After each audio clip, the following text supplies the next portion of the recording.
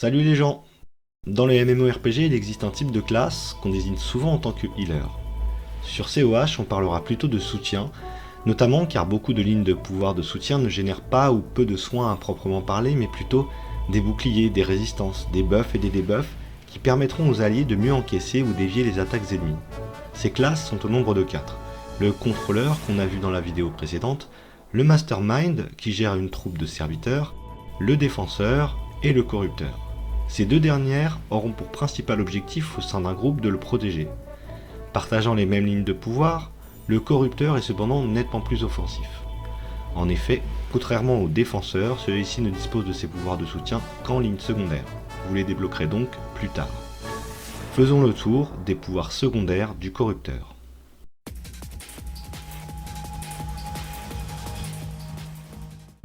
Les pouvoirs de domination par le froid vous permettent de manipuler le froid et la glace pour protéger vos alliés et affaiblir vos ennemis.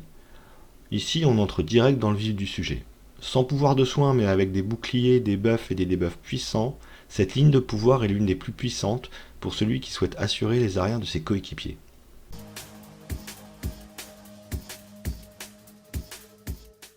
Concentrez le pouvoir obscur des enfers pour affaiblir vos ennemis. Dark Miasma se concentre sur le drainage de votre adversaire. Très orienté contrôle, la spécialité obscure est basée sur les debuffs, en particulier sur le debuff de précision, qui rendra vos alliés plus difficiles à toucher. A noter que vous disposez d'un heal de groupe très puissant et de la possibilité de ressusciter plusieurs alliés en même temps.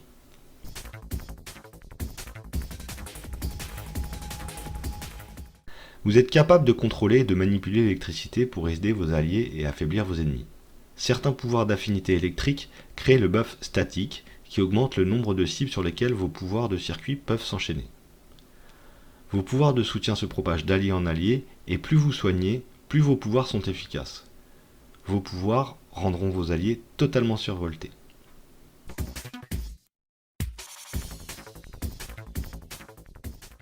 L'empathie vous donne la capacité de soigner et d'aider les alliés ainsi que vous-même. L'empathie n'a pas de pouvoir offensif, mais ses soins et ses buffs sont inégalés. Si pour vous, le soutien d'un groupe ou d'un allié passe exclusivement par des soins avec des gros chiffres verts, dirigez-vous vers empathie. Des buffs régène et endurance, des soins mono et multi, vous avez ici tout l'arsenal du healer classique.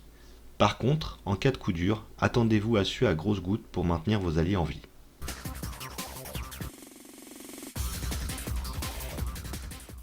Les pouvoirs des champs de force vous donnent la possibilité de créer des bulles d'énergie qui vous protègent vous et vos alliés de diverses formes de dégâts et de dommages. Les champs de force ne réduisent pas les dégâts, mais réduisent les chances de vos alliés d'être touchés. Il s'agit d'une spécialisation très difficile à jouer. Elle ne dispose d'aucun soin, peu de résistance aux dégâts ou aux effets. À réserver aux joueurs chevronnés.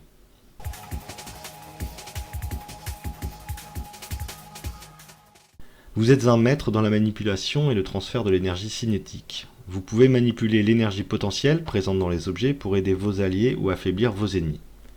Cinétique est à mon avis la spécialisation de soutien la plus puissante du jeu, quel que soit l'archétype que vous jouerez. Vous disposez d'un heal de groupe très puissant, de buffs et de debuffs indispensables. Seul petit inconvénient, vos pouvoirs sont basés sur la précision, ce qui peut être problématique si vous ratez un soin au moment crucial.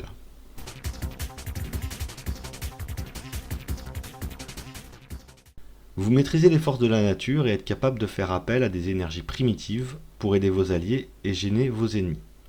Beaucoup de vos pouvoirs génèrent un buff sur vous et vos alliés.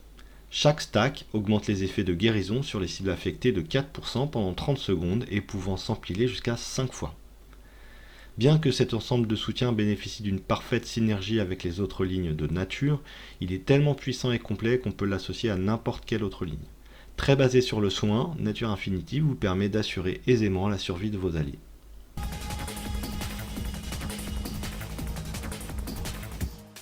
La domination de la douleur donne à un personnage la capacité de manipuler, d'annuler et d'amplifier la douleur. Au final, cela confère à l'utilisateur de puissants pouvoirs de guérison, d'amélioration et d'atténuation. Son rendement de soin est inégalé. Sortie avec l'extension City of Villain, cette ligne est la version méchante entre guillemets de la ligne Empathie dont elle ne diffère que par ses deux buffs de zone.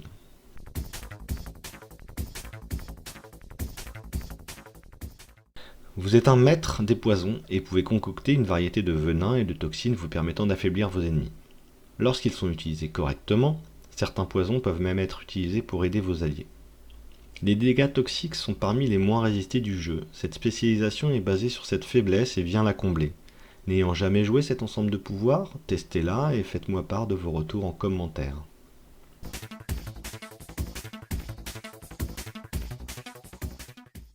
Les pouvoirs d'émission de radiation vous permettent de manipuler les particules et les ondes atomiques pour protéger vos alliés et affaiblir vos ennemis.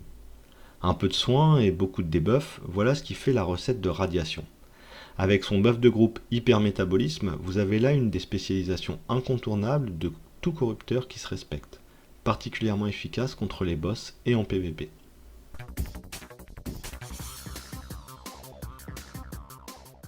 Vous avez la capacité de contrôler le son de plusieurs façons. Vous pouvez créer des barrières semi-solides, créer des ondes qui affaiblissent ou renforcent une cible, ainsi que créer des sons apaisants qui agissent pour contrecarrer tout effet négatif sur vos alliés. Pas de soins, pas de défense, juste de la résistance. Des boucliers de résistance, des debuffs résistance. Une ligne ultra spécialisée dans son domaine et plutôt efficace.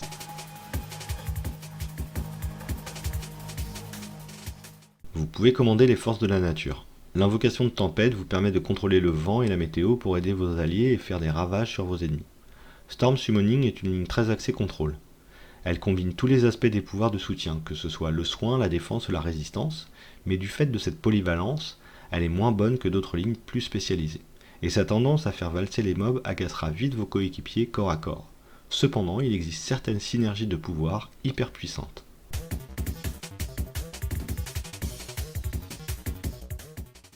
Vous avez la capacité de contrôler la chaleur et les radiations thermiques. Cela vous permet de protéger vos alliés du mal, de les guérir ou d'augmenter leur capacité. Vous pouvez également affaiblir vos ennemis. Basé sur le soin, les boucliers et la résistance, je n'ai jamais trop su quoi penser de la ligne radiation thermique. À tester.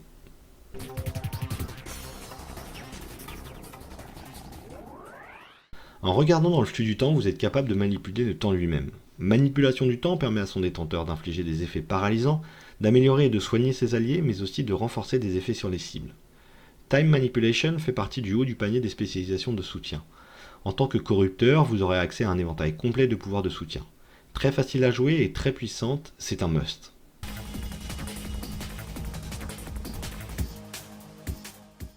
Les pièges sont des dispositifs et des gadgets que vous construisez pour paralyser vos ennemis. En les utilisant stratégiquement, vous pouvez obtenir un grand avantage tactique. Les pièges comprennent des dispositifs d'embuscade ainsi que des gadgets qui peuvent être construits pour vous aider, vous et vos alliés. Assez intéressante en termes de debuff et plutôt sympa niveau roleplay, la spécialisation Device manque néanmoins cruellement d'efficacité. Son principal problème provient du fait que vous poserez vos debuffs et vos soins au sol. Ainsi, vos équipiers comme vos ennemis peuvent se trouver hors de portée de vos pouvoirs.